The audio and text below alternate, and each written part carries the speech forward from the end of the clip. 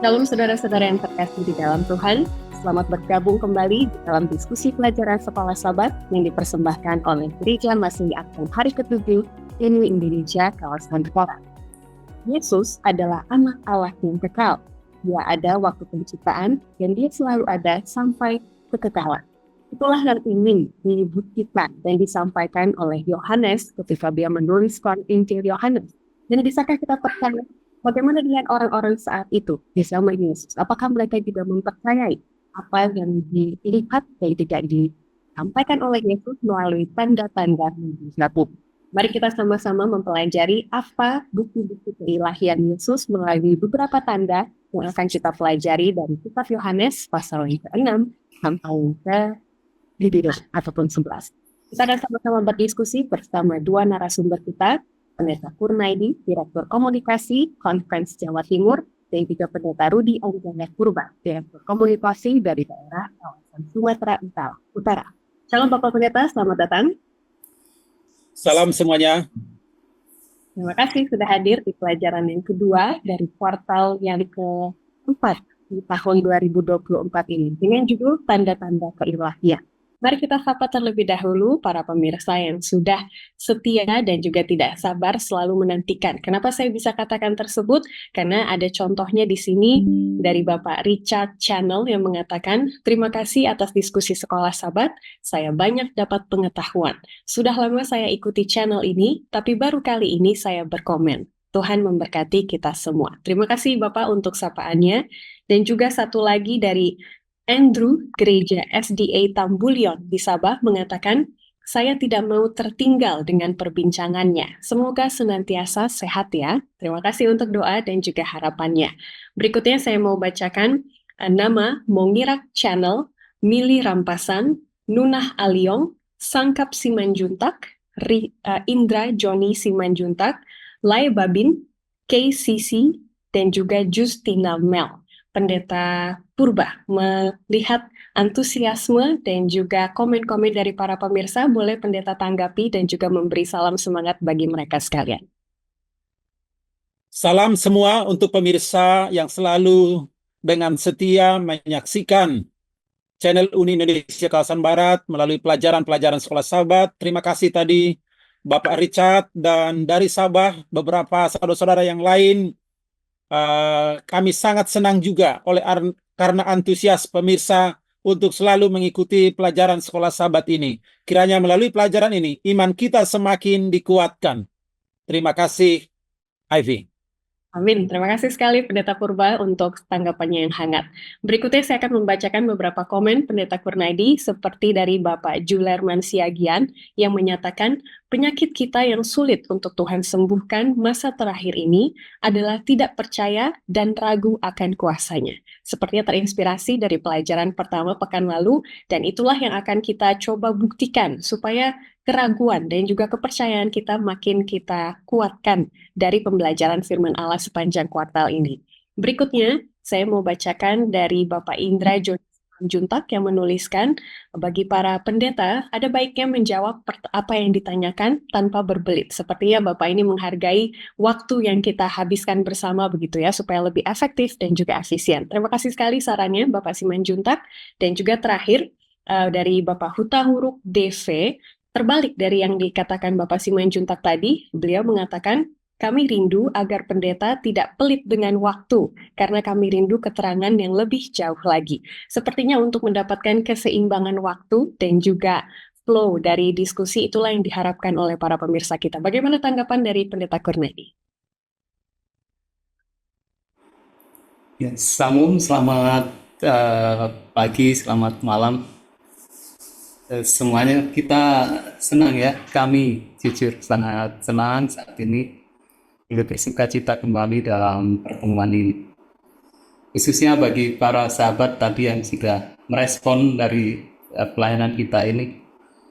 Ya memang agak sulit ya untuk memenuhi ekspektasi dari sekian banyak orang. Tetapi yang kami lakukan adalah kami mencoba untuk melakukan yang terbaik, bukan bermaksud membela diri, tetapi dalam segala keterbatasan semoga dengan tuntunan Tuhan, kita bisa melakukan yang terbaik sehingga menjadi berkat untuk semuanya, dan juga mohon maaf sekiranya ada hal-hal yang kurang berkenan, dan semuanya hanya Tuhan saja yang kita muliakan. Terima kasih dari Adwi dan semuanya.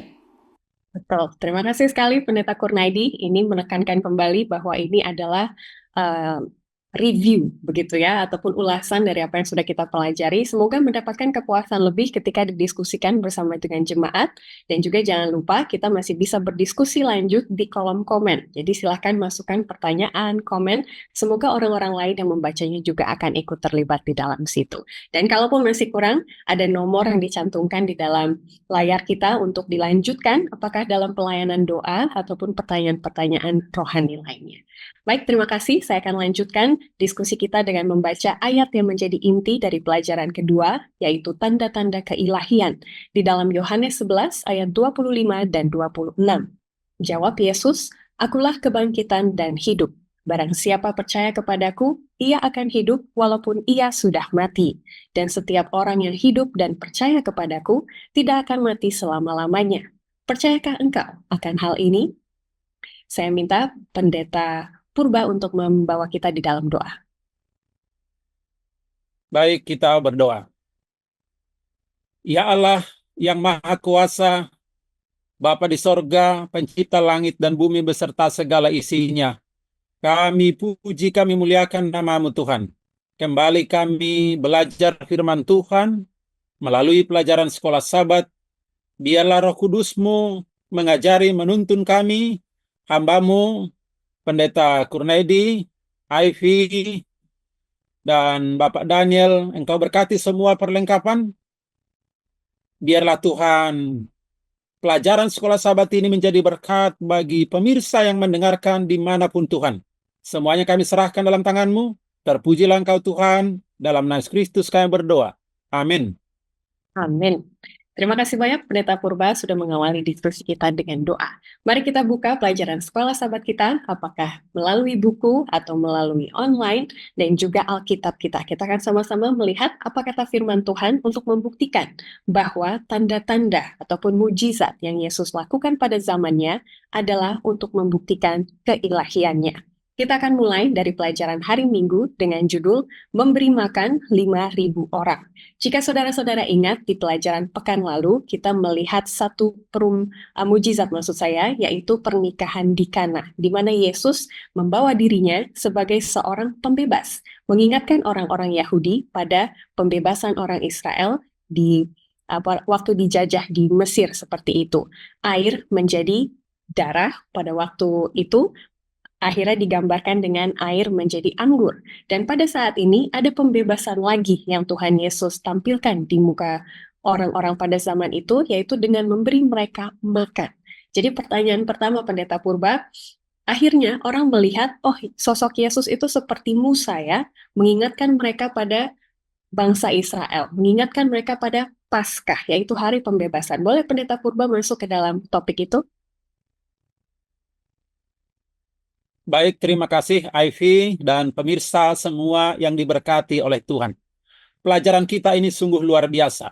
Tanda-tanda keilahian.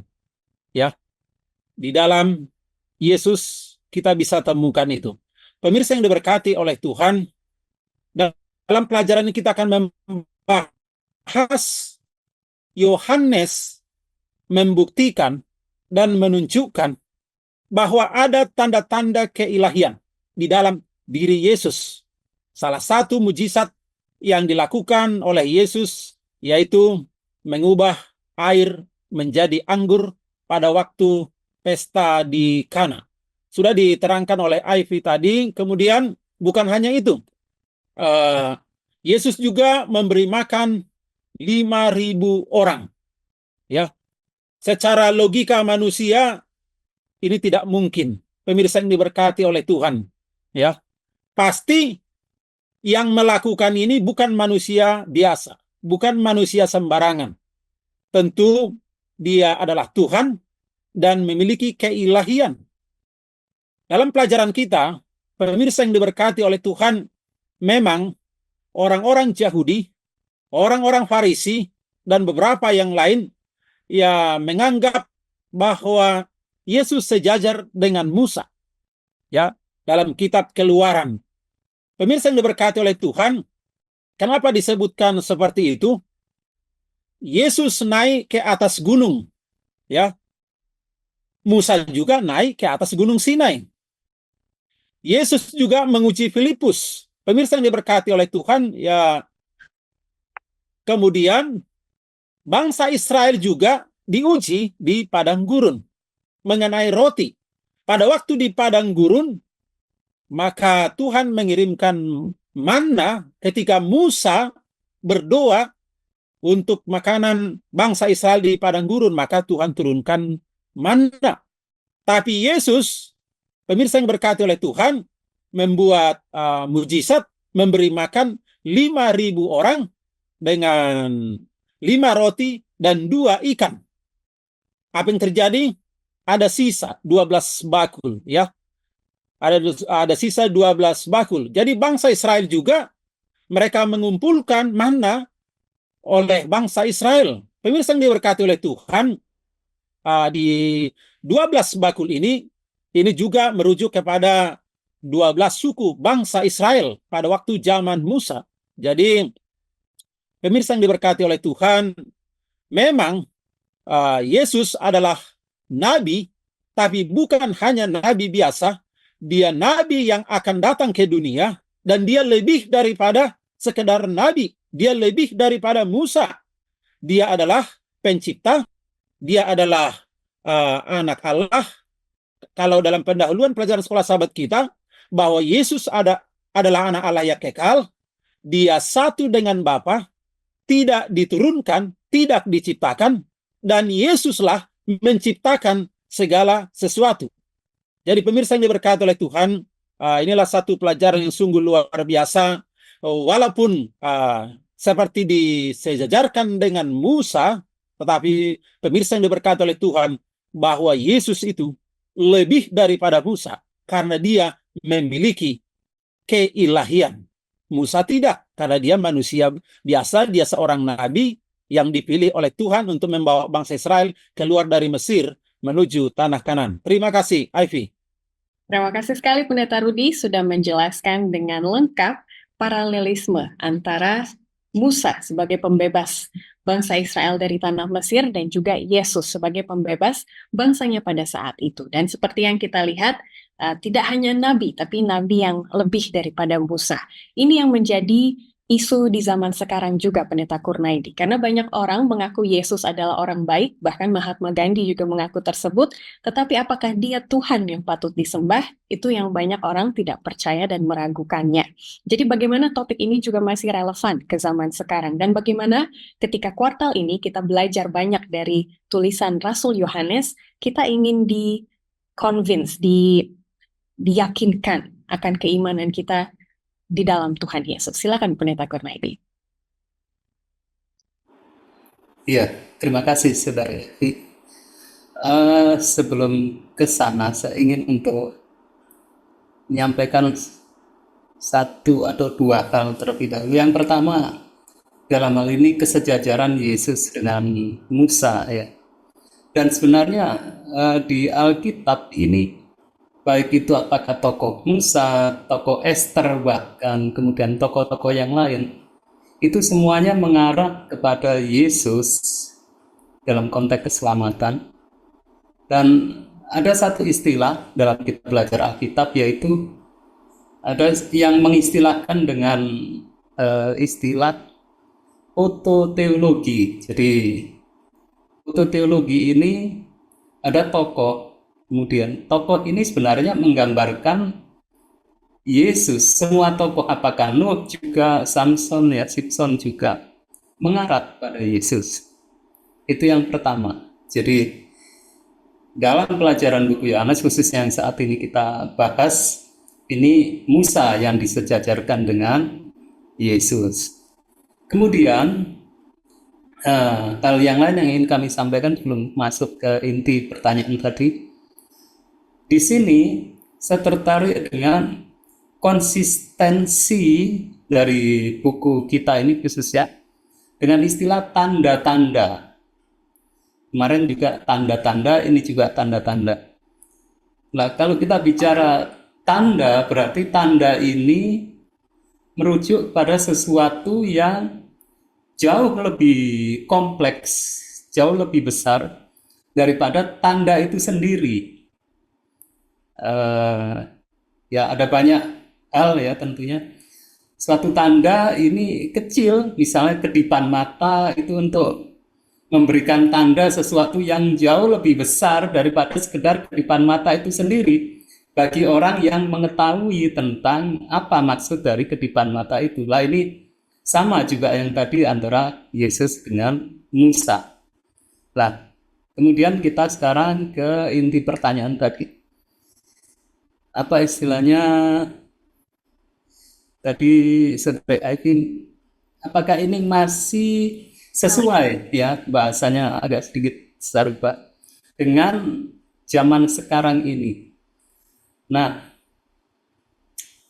tentu hal ini masih sangat sesuai dan bisa jadi juga di saat sekarang ini Tuhan ingin menyatakan suatu tanda kepada kita yang dengan satu hal yang memang sedang hit, sedang tren di zaman ini. Nah, itulah sehingga yang paling penting bagi kita, apakah pikiran kita mengarah kepada kekekalan atau kepada sesuatu yang bersifat materi pada dunia.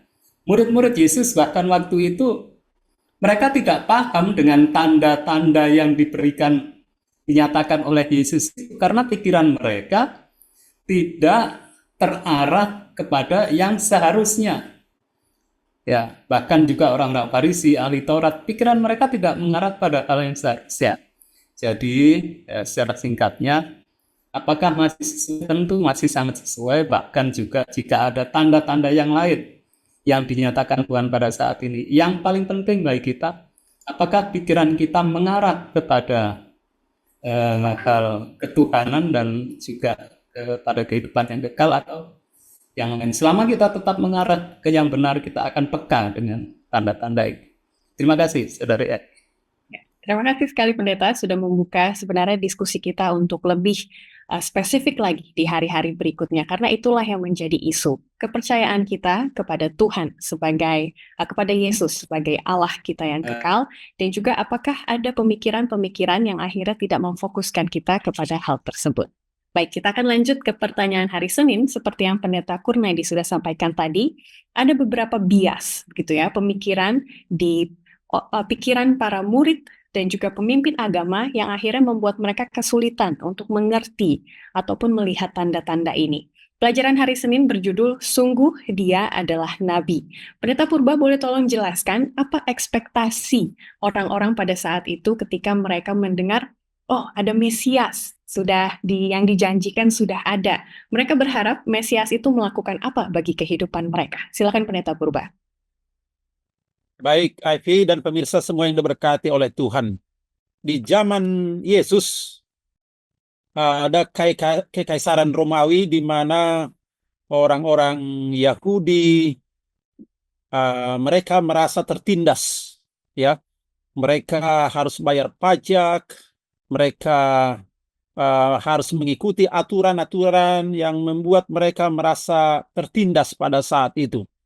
Jadi ketika mereka mendengarkan dan mereka melihat ya bagaimana Yesus telah melakukan mujizat-mujizat, ya misalnya memberi makan 5.000 orang, ya walaupun ini sebenarnya apa yang dilakukan oleh Yesus itu menunjukkan kepada banyak orang bahwa manusia hidup bukan hanya dari roti yang hanya 5 roti 2 ikan itu. Tapi Yesus sebenarnya menekankan kepada banyak orang, kepada murid-murid pada saat itu, bahwa bahasa ya sederhananya, akulah roti hidup itu. Itulah kata Yesus. Ya, roti yang kuberikan ini ya lapar atau kenyang sebentar, habis itu lapar lagi. Jadi di sini kita bisa melihat bahwa ada kuasa keilahian. Yesus bisa memberi makan 5.000 orang hanya dengan 5 roti 2 ikan, bahkan sisa lagi 12 bakul atau 12 keranjang. Baik, dari sinilah kita bisa melihat bahkan Yesus sering menekankan tentang keilahiannya. Dia katakan, akulah roti hidup, akulah terang dunia, akulah pintu, ya. Kemudian, akulah gembala yang baik, akulah kebangkitan dan hidup, akulah jalan kebenaran dan hidup, akulah pokok anggur yang benar, ya. Jadi semua itu Yesus menyatakan, ya, dia adalah bagian daripada keilahian. Tetapi orang-orang Yahudi pada waktu itu, ya, kenapa kami dibiarkan seperti ini? Kalau memang dia adalah raja yang bisa melakukan mujizat, kenapa kami tidak dilepaskan dari penjajahan, daripada penindasan ini? Karena mereka berharap bahwa yang datang itu, yang Mesias itu adalah memang raja di atas segala raja, raja yang berkuasa. Tapi yang mereka lihat bahwa Yesus itu sepertinya ya, nabi biasa saja. Jadi sehingga mereka melihat di dalam diri Yesus ada kuasa keilahian, bahwa Yesus itu bukan manusia biasa, tapi dia adalah anak Allah, dia adalah pencipta, dia adalah Tuhan, dia adalah juru selamat. Terima kasih, Ivy. Ya, amin. Terima kasih pendeta sudah memperlihatkan kepada kita bahwa tanda-tanda yang Yesus tunjukkan mengenai keilahiannya akhirnya dibatasi oleh ekspektasi-ekspektasi orang pada saat itu. Mereka ingin Mesias itu datang untuk membawa kebebasan dari penindasan Romawi, ingin keuntungan materi karena waktu itu mereka sangat berkekurangan, sehingga untuk hal-hal yang lainnya mereka sulit untuk melihat kebesaran Tuhan secara seutuhnya. Bukankah itu juga yang terjadi sekarang, Pendeta Kurnaidi? Saya perlu Tuhan untuk hal ini, yang lainnya nggak usah, saya bisa handle sendiri, begitu ya. Bagaimana akhirnya pengenalan kita akan Tuhan, ekspektasi kita kepada Tuhan, itu sebenarnya mencerminkan keimanan kita kepada keilahian Allah sebenarnya. Silakan Pendeta Kurnaidi. Iya, terima kasih Saudari Ivy. Ekspektasi kita kepada Tuhan ini menunjukkan bagaimana keimanan kita ya tentang Tuhan. Dan sedikit saya ingin menambahkan, disinggung di pelajaran kita hari Senin ya, kalau nggak salah hari Senin ini ada di sana 7 kali Yesus menyatakan dirinya sebagai akulah dia. Dan inilah ego eimi ini istilah Yesus ingin menyatakan dirinya, kemahakuasaan, keilahiannya. Dan ini hanya tanda, sekali lagi ini hanya sesuatu yang kecil-kecil yang mewakili sesuatu yang jauh lebih besar. Nah, ini akulah roti hidup, itu pernyataan ego eimi yang pertama. Dan kalau kita lihat di Alkitab, Tuhan beberapa kali menyatakan dirinya atau dengan ego eimi ini, mulai dari Kejadian sampai Wahyu, Kejadian 15 ayat 1. Ini pertama kali Tuhan menyatakan dirinya sampai Wahyu 22 ayat 16. Ya, ada 300 kali di Alkitab Tuhan menyatakan dirinya. Ini sebagai satu hal yang penting sehubungan dengan pertanyaan bagaimana ekspektasi kita kepada Tuhan itu. Nah, Tuhan menyatakan dirinya dalam hal ini, dalam kisah roti ini, dia ini adalah roti hidup itu sendiri. Kalau di perjanjian lama di zaman Musa, itu bangsa Israel diberi makan dengan mana, sekarang diberi makan lagi dengan roti, dan ada perbedaan. Kalau di zaman Musa, mana ada di bawah, bangsa Israel harus mengambil mana itu ya. Nah sekarang enggak lagi, mereka enggak harus mengambil mana itu, tapi dibagikan, dilayani oleh para murid itu.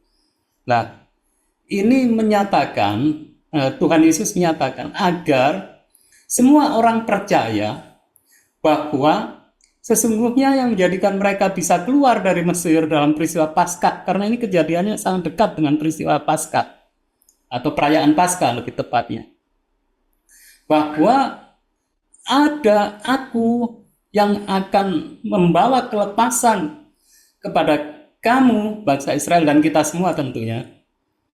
Dan aku ini adalah roti itu sendiri. Jadi saat kamu yakin pada aku, ekspektasi kamu pada aku ini, aku sebagai roti hidup, aku adalah pembawa kelepasan, dulu zaman Paskah, sekarang kelepasan dari yang lebih besar dari bangsa Mesir, maka kamu nggak akan kekurangan.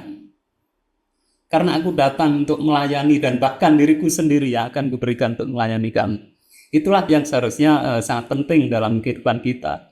Ekspektasi pada Tuhan ini apa? Hanya sekedar memberi sesuatu pada kita, atau justru ada kita serahkan kehidupan kita pada Tuhan, karena dialah roti hidup, bukan hanya sekedar mana, sekedar roti yang dibagikan, tapi dia ini roti yang sesungguhnya.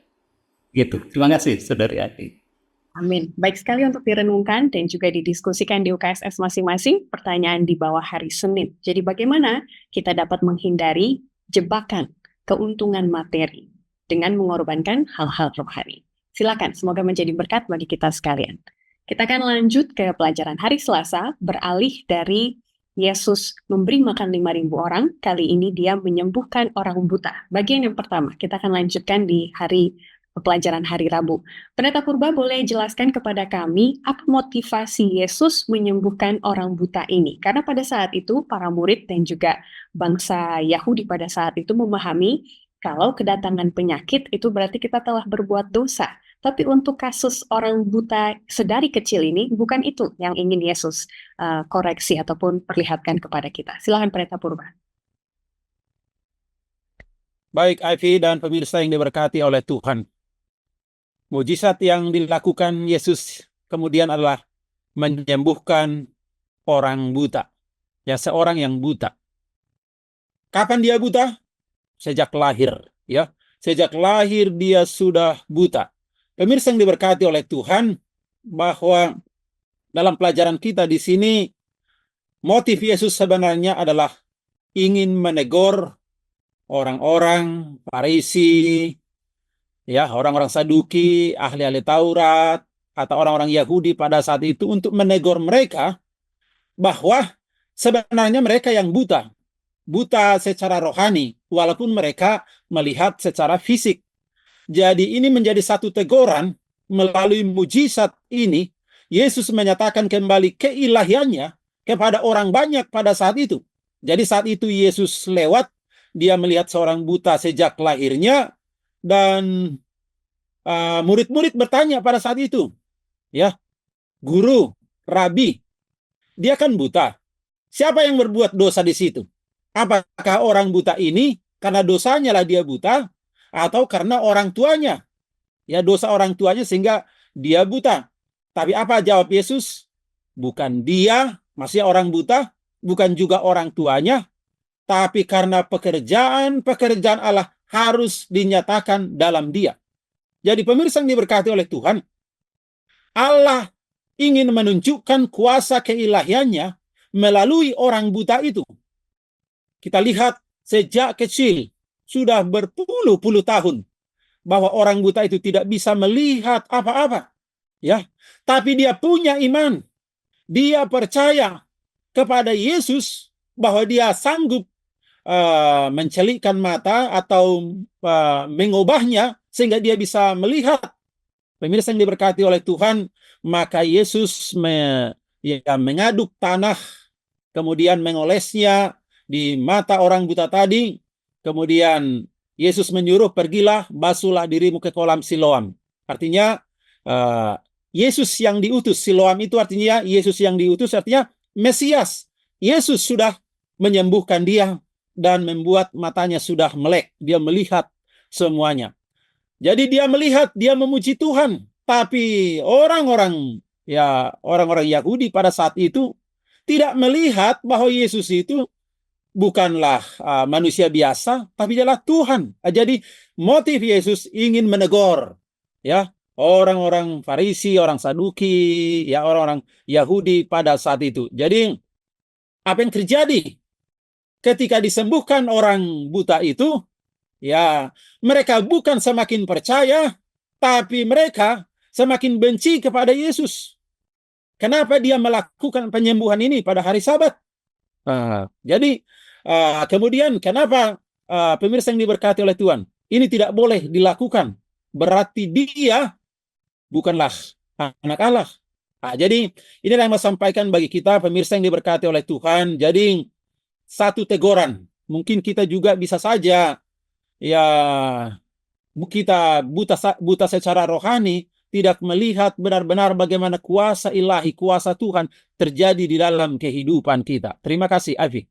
Ya, terima kasih Pendeta. Membuat saya berpikir kalau buta secara fisik mungkin sekarang dengan kemajuan teknologi dan juga medis ada obatnya begitu ya. Tapi buta rohani apa obatnya Pendeta Kurnaidi? Karena sulit sekali, bahkan pemimpin agama Farisi pada saat itu juga sulit untuk melihat Yesus Allah itu sendiri. Silakan Pendeta Kurnaidi.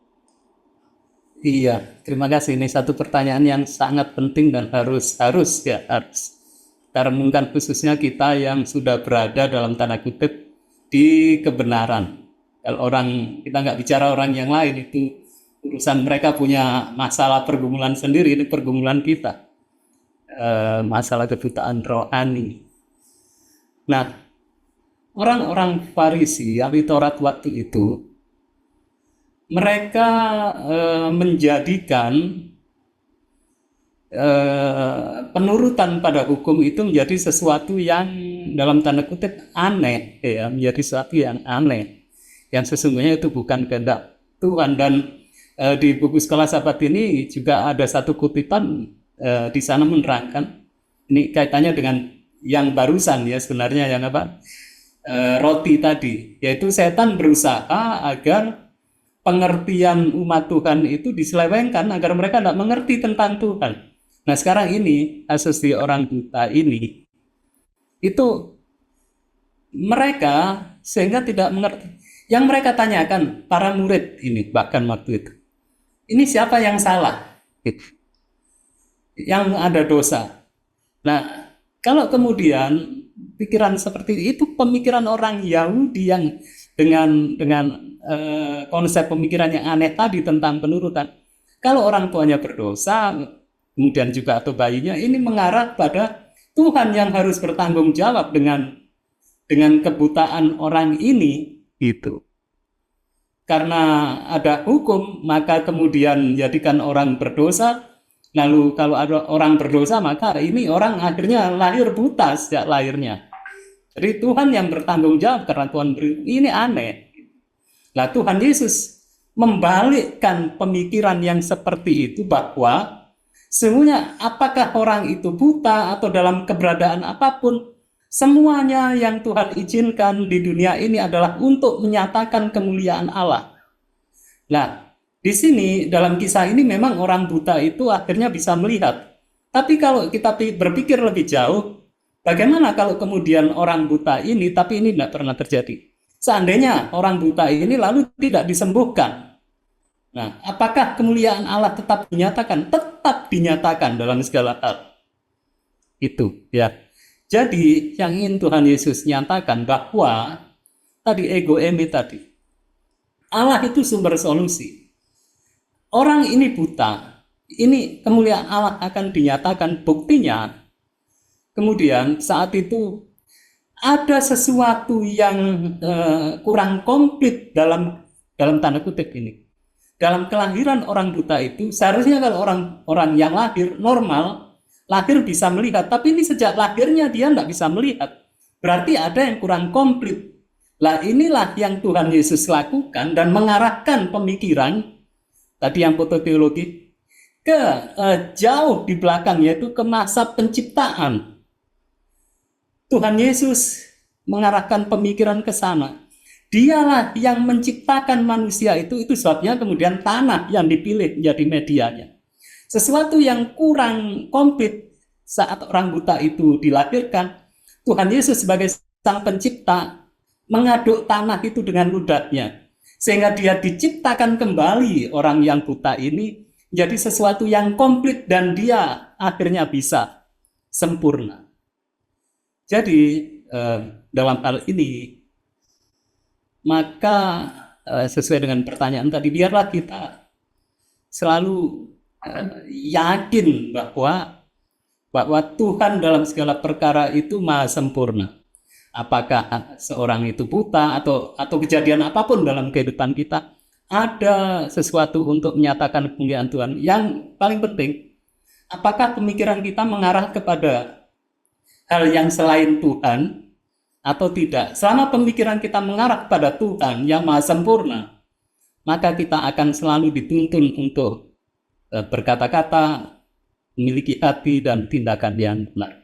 Demikian Saudari Evi, mohon maaf agak sedikit panjang yang saya sampaikan.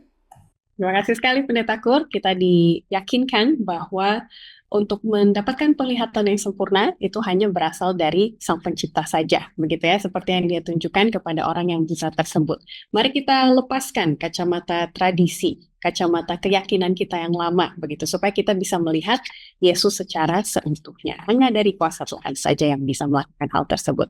Baik, terima kasih. Kita akan lanjutkan bagian kedua dari cerita penyembuhan orang buta ini. Akhirnya dalam perpecahan, diskusi dari pemimpin agama pada saat itu, mereka kebingungan. Jadi Yesus ini siapa? Kok bisa menyembuhkan orang buta? Mereka sendiri yang menanyakan kepada orang buta tersebut, apa katamu tentang dia?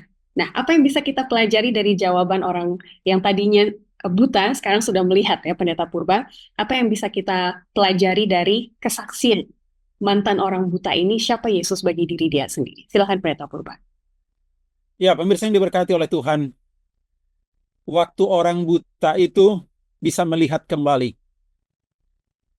disaksikan oleh banyak orang dan orang-orang Farisi. Seharusnya orang Farisi ini kan bukan orang biasa. Mereka ahli Taurat. Mereka itu memahami Taurat. Mereka itu rajin itu membaca Taurat, bahkan menghafalkannya. Mereka rajin itu beribadah, rajin itu berdoa. Tapi yang menjadi masalahnya, ketika ada mujizat, mulai sejak kecil tidak bisa melihat, sekarang bisa melihat, aturannya mereka bersyukur, ya. Aturannya semua bergembira. Wah, puji Tuhan, bisa sembuh kembali. Tapi yang terbalik, orang buta itu yang jadi memuji Tuhan, ya. Jadi memuji Tuhan, dia dulunya buta, sekarang dicelikkan melihat, dan dia semakin mengenal siapa Yesus itu, imannya semakin bertumbuh, semakin dia mengerti bahwa Yesus itu adalah Tuhan, memiliki kekuasaan atau kuasa ilahi. Berbeda dengan orang Farisi tadi, mereka melihat, mereka buta rohani, semakin mengalami kebutaan rohani mereka. Kenapa? Semakin benci kepada Yesus, mengatakan bahwa Yesus itu tidak pelihara hari Sabat karena menyembuhkan pada hari Sabat. Kemudian semakin tidak senang kepada yang disembuhkan. Dia sudah dilahirkan penuh dosa dan hidup di dalam dosa. Kenapa dia sembuh? Jadi pemirsa yang diberkati oleh Tuhan, apa yang bisa kita pelajari di sini? Boleh saja mata kita melihat, tapi kalau kita tidak sadar, kalau kita tidak bergantung, kalau kita tidak berfokus kepada Yesus, maka kita bisa menjadi buta rohani. Atau sebaliknya, ada orang, dia semakin mata rohaninya terbuka, semakin melihat Yesus, semakin imannya bertumbuh, semakin percaya kepada Yesus, semakin setia dia kepada Yesus. Itu akan kelihatan dari kehidupan kerohanian kita, dari kehidupan sehari-hari kita. Ya, pemirsa yang diberkati Tuhan, itulah yang boleh sampaikan. Terima kasih, Ivy.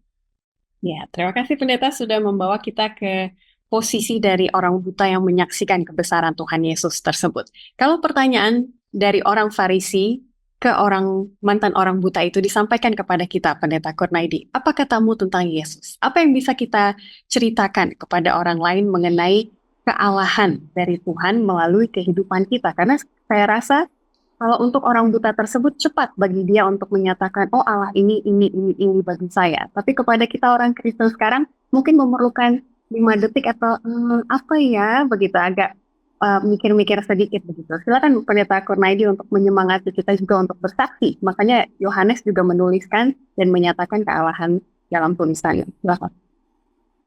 Iya, ini sangat menarik ini Saudari Evia. Terima kasih bagi kita sekali lagi ini mengarahkannya ke kita, bukan orang yang lain. Yang kita berpikir itu untuk mereka, enggak, ini untuk kita ya, untuk kita. Bagaimana kalau orang bertanya tentang Tuhan pada kita, sama seperti orang buta tadi, dia jelas jauh ya kalau dibandingkan dengan orang Farisi ahli Taurat, terus nggak iso dibanding lah. Ojo dibanding kayak gak bisa, itu perbandingannya terlalu jauh. Tetapi justru orang buta ini yang bisa mengenal Tuhan dengan benar. Nah, kenapa kok bisa begitu? Ini di dalam buku pelajaran sekolah Sabat ada satu kalimat menarik, karena ada kemungkinan orang-orang Farisi ahli Taurat ini tidak mau benar-benar melihat siapa Yesus. Sementara orang buta ini, meskipun dia pada saat itu baru bisa melihat, tetapi dia melihatnya dengan benar. Jadi dengan kata lain, singkatnya, saat kita mengikut Tuhan, kita harus benar-benar pikiran kita tertuju, terfokus kepada Tuhan saja. Tidak pada hal-hal yang lain yang mungkin itu membuat kita tertarik. Ya, lebih jauh, Anda tahu apakah dalam pelajaran kita ini akan kita bahas. Orang-orang Farisi ahli Taurat ini lebih suka dan lebih takut kehilangan hal-hal yang duniawi daripada Tuhan itu sendiri, yang bahkan mereka coba untuk singkirkan. Terima kasih, Saudari Agi. Terima kasih Pendeta. Dan pemikiran tersebut itulah yang disaksikan oleh Paulus. Saya mau bacakan di bawah hari Rabu, 1 Korintus 1 ayat 26 sampai 29. Apa yang dipikir orang bodoh, itulah yang dipilih Tuhan. Dan itulah yang menjadi kesaksian Rasul Paulus dalam hidupnya untuk menunjukkan keilahian dari Tuhan yang ia sembah, Yesus yang ia percayai. Semoga kita boleh mengalihkan perhatian kita juga kepada ayat tersebut dan juga pertanyaan nomor 3 di hari Jumat untuk melengkapi diskusi kita di jemaat atau perenungan kita secara pribadi. Baik, terakhir kita akan melihat pelajaran hari Kamis, tanda yang ketiga dan juga terakhir dalam pekan ini, yaitu kebangkitan Lazarus.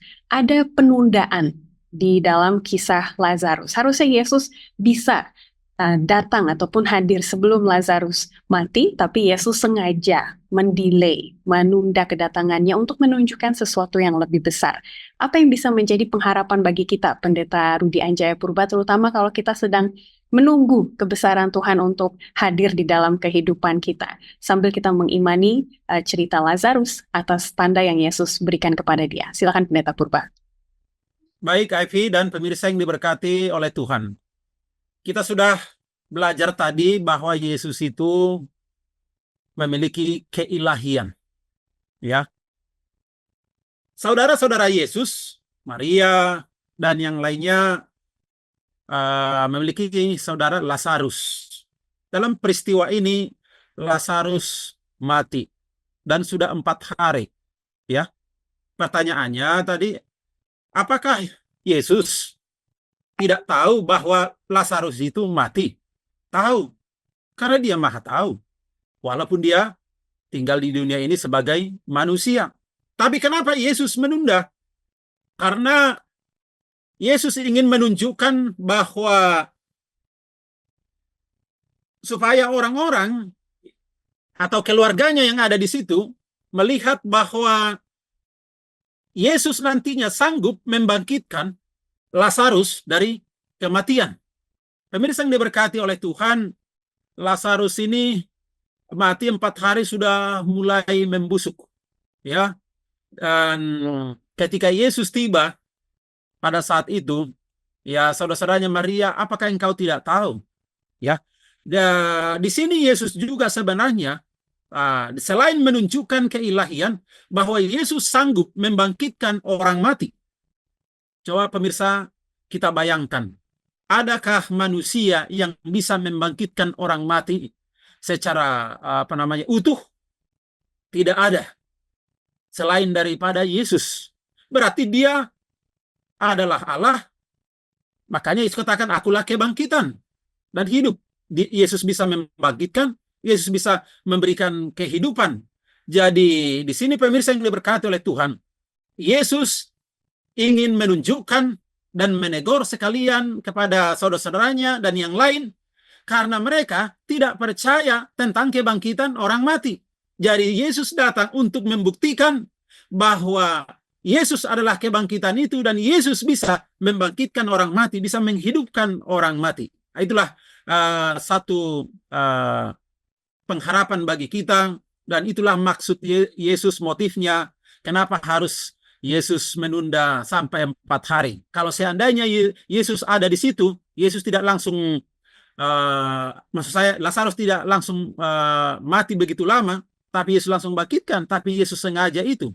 Nah, itulah. Jadi pemirsa yang diberkati Tuhan, yang boleh saya sampaikan, I think, jadi kembali Yesus ingin menunjukkan bahwa Dia adalah Allah itu sendiri. Terima kasih. Amin. Dia Maha Tahu dan juga Maha Kuasa, begitu ya. Tidak ada sesuatu hal yang kebetulan di dalam apa yang Dia lakukan. Baik, Pendeta Kur, boleh kita jawab pertanyaan nomor 1 di hari Jumat? Walaupun tanda-tandanya sudah banyak dan juga meyakinkan, tapi tetap saja ada orang yang menolak untuk percaya akan hal-hal tersebut. Jadi pertanyaan nomor 1 di hari Jumat itu, apa yang diajarkan kepada kita tentang bagaimana bahkan di hadapan bukti-bukti yang kuat, manusia masih bisa memilih untuk menolak Tuhan. Bahkan walaupun ada kebangkitan, masih banyak orang yang takut mati, begitu Pendeta Kur, karena dipikirnya tidak ada kehidupan atau pengharapan setelah itu. Silakan. Iya, terima kasih Saudara Evi. Dan tadi sudah banyak dijelaskan oleh sahabat saya Pendeta Purba mengenai hal ini ya. Ini pertanyaan ini sebenarnya juga untuk mereka waktu itu. Itu juga untuk kita sekarang. Kenapa ada banyak mujizat tapi masih juga belum percaya gitu. Nah, di dalam kisah kebangkitan Lazarus ini saya ingin tambahkan, ini mujizat Yesus yang terakhir. Mujizat Yesus yang terakhir, dan oleh karena inilah maka menjadi alasan, dan ini sebenarnya poin penting yang ingin dinyatakan oleh Yohanes sehubungan dengan sehingga Yesus akhirnya ditangkap dan disalibkan. Ini karena mujizat bangkitkan Lazarus ini. Dan sebenarnya dengan melihat mujizat ini itu sudah tidak bisa dibantah bahwa Yesus itu adalah kehidupan, ya, Allah itu sendiri yang memberi hidup. Karena ini orang sudah membusuk bahkan, tapi sudah bisa dihidupkan. Tidak ada yang lain kalau bukan Tuhan yang bisa memberi kehidupan. Itu tak terbantah. Tetapi kembali ke pertanyaan tadi, kenapa? Nah, memang kalau kita baca di perikop ini jawabannya tidak ketemu. Tetapi di perikop yang berikutnya, yaitu mulai dari ayat 45 dari Yohanes 11 ini ada satu perikop dengan judul persepakatan untuk membunuh Yesus. Nah, ini menarik. Yesus menghidupkan Lazarus, tetapi sekarang Yesus yang akan dibunuh. Itu. Mereka, saya tidak habis pikir ya. Apakah mereka ini tidak berpikir bahwa orang lain saja bisa dihidupkan? Apalagi kalau meskipun mereka mau bunuh Yesus, tentu dia akan lebih sanggup untuk menghidupkan dirinya sendiri. Dan memang dalam peristiwa itu Yesus menangis. Inilah yang dimasgulkan. Kalau istilahnya di Alkitab ada istilah masgul. Yesus pada orang-orang saat itu, dan jangan-jangan itu juga dimasgulkan pada kita. Kita kurang bisa memahami tentang Tuhan itu sendiri. Orang-orang waktu itu enggak, dan kita juga. Mereka kurang bisa memahami bahwa sesungguhnya Yesus ini menangis bukan untuk Lazarus, bukan. Tetapi yang membuat Yesus menangis karena masgul melihat Maria dan orang banyak. Ya, kalau kita baca di Alkitab, setelah bertemu Maria, kemudian Yesus melihat orang banyak, maka masgullah hati Yesus, lalu dia menangis. Bukan setelah dia melihat Lazarus, dia menangis, melihat Maria, melihat orang banyak. Yang kurang mengerti tentang kengerian dosa itu, dan mereka masih tetap gemar di dalamnya ini. Jangan sampai kita juga. Nah, rupanya di perikop ini, kenapa kok kemudian kita dan orang-orang waktu itu kurang paham mengenai Tuhan? Kalau kita baca di Yohanes pasal 11, ayat yang ke-48, saya akan bacakan. Ini yang menjadi alasan. Apabila kita biarkan dia, Yesus, yang membuat banyak mujizat, maka semua orang akan percaya kepadanya, dan orang-orang Roma akan datang dan akan merampas tempat suci kita serta bangsa kita. Ini yang menjadi alasan. Sehingga orang ini harus dimusnahkan. Dari sini kita bisa melihat, mereka takut kehilangan sesuatu yang selama ini mereka banggakan. Baik suci dan segala keberadaan mereka. Nah, kita juga kalau kemudian kita takut kehilangan sesuatu yang kita banggakan, maka selamanya kita tidak akan mau mengikut Tuhan. Ingat, ada beberapa peristiwa. Orang muda yang kaya disuruh meninggalkan apa yang dia miliki, dia tidak mau, nggak jadi gitu. Dan kisah-kisah yang lain. Nah, inilah yang harus kita renungkan saat kita mau mengikut Tuhan agar pemahaman kita ini tetap benar. Jangan takut kehilangan apapun. Karena Tuhan sendiri berjanji apa yang kita korbankan saat ini karena kita mengikut Tuhan, Tuhan akan memberikan sekian kali lipat nanti, termasuk juga kehidupan kita. Demikian, Saudara IT yang bisa saya sampaikan. Dalam sekali maknanya, Pendeta, semoga ada aplikasi praktis dari pemikiran dan juga perenungan yang kita dapatkan kali ini.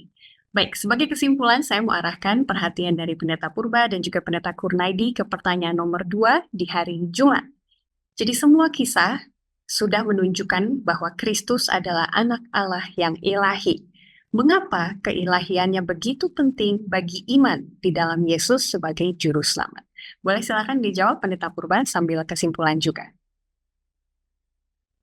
Baik, pemirsa yang diberkati oleh Tuhan, dalam pelajaran sekolah sahabat kita, khususnya mengenai keilahian ya.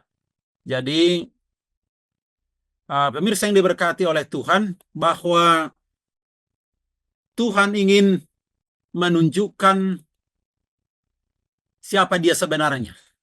Meyakinkan orang banyak bahwa dia adalah Tuhan. Dia bisa mengusir setan, dia bisa mendiamkan laut, dia bisa membangkitkan orang mati. Jadi dengan kata lain, perkataan Yesus, firman yang keluar dari mulut Allah, itu memberikan kuasa yang luar biasa. Menghidupkan, memberikan keselamatan, memberikan kesembuhan, dan menuntun kita kepada kehidupan yang kekal. Apakah firman itu? Sekarang ini adalah Alkitab, kitab suci yang kita miliki. Itulah firman itu. Jadi pemirsa yang diberkati oleh Tuhan, mari kita baca, mari kita renungkan, mari kita hafal, mari kita aplikasikan dalam hidup kita. Karena inti daripada Alkitab itu adalah tentang Yesus.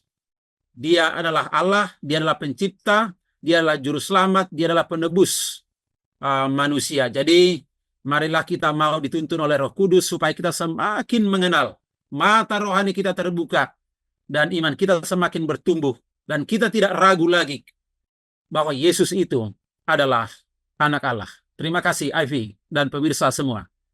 Amin. Terima kasih. Pendeta Kur, mengapa keilahiannya begitu penting bagi iman di dalam Yesus sebagai juru selamat? Ya, terima kasih Saudara Evi. Saya akan jawab singkat saja. Emang kita harus yakin saat kita mengikut Tuhan bahwa Dia adalah ilahi. Selain kita yakin itu, maka kita hanya akan mengenali sebagai orang baik, sebagai orang yang superhero atau yang lain. Tapi kalau kita yakin bahwa Dia adalah ilahi, Dia bukan saja bisa memberikan pada kita saat di dunia ini, tetapi hingga di zaman kekekalan. Terima kasih, Saudara Ivy. Amin, terima kasih. Bagi para pemirsa yang telah terberkati, kami tunggu komen dan juga pertanyaannya di bawah. Bagaimana keilahian Yesus makin menguatkan kita untuk hidup di dunia ini dan juga hidup kekekalan nanti. Baiklah, untuk menutup kebersamaan kita, saya undang Pendeta Kurnaidi untuk berdoa berkat bagi para pemirsa sekalian. Mari kita bersatu dalam doa. Tuhan Bapa kami di surga, kami bersyukur atas kesempatan ini sehingga kami boleh bersekutu di dalam Tuhan untuk belajar untuk berdiskusi sekolah sahabat. Selanjutnya Tuhan, kami memohon agar kami bukan saja memahami Tuhan secara pengetahuan, tetapi kami benar-benar mengenal Tuhan dalam segenap langkah kehidupan kami untuk menghidupkannya, sehingga kehidupan kami pun boleh dirasakan menjadi saluran kasih, menjadi pancaran terang, menjadi kesejukan, menjadi roti yang menyegarkan dan mengenyangkan orang-orang yang ada di sekitar kami. Demikian juga Tuhan, kami memohon kiranya Tuhan berkenan senantiasa menjaga dan memelihara kami semuanya, terlebih para pemirsa.